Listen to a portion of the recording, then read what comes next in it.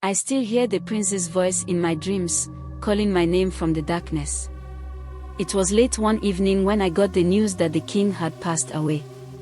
The kingdom was in mourning, and everyone was preparing for the coronation of Prince Emeka, the king's only son.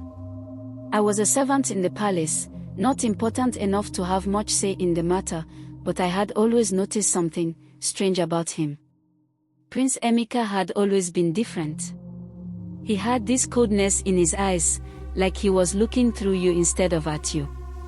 People said he was too eager to become king, but they only whispered it behind his back. Nobody dared speak against him. One night, I was sent to deliver a message to his chambers. I had never gone there before, but I knew the way. The palace was quieter than usual, with only a few servants left working late. The air felt heavy, like something was waiting. As I walked down the dimly lit corridor, I couldn't shake the feeling that I was being watched. I reached his door and knocked. "Enter," came the cold, emotionless voice from inside. I opened the door and stepped in.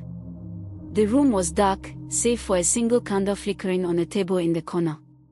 Prince Emeka stood by the window, his back to me, staring out at the night sky. He didn't move when I spoke his name. "Your Highness," I said, my voice shaking. "I have a message from the Queen." He turned slowly, and for the first time, I saw it. His smile was wrong. It wasn't the smile of a man, but something darker, like a wolf preparing to hunt. "I know why you're here," he said, his voice barely a whisper. "You think I'm not ready to be king? You're wrong." I tried to speak, but my throat went dry. "What do you mean, Your Highness?" The prince took a step closer to me, and I felt the temperature in the room drop. He leaned in, his breath cold on my face. "I don't need your approval. And I don't need the Queen's either."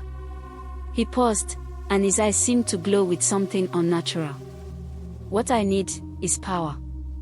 Before I could react, he turned and walked to the center of the room. He reached out and touched a strange symbol carved into the floorboards. The room seemed to tremble beneath my feet. "Come closer," he said. "See for yourself."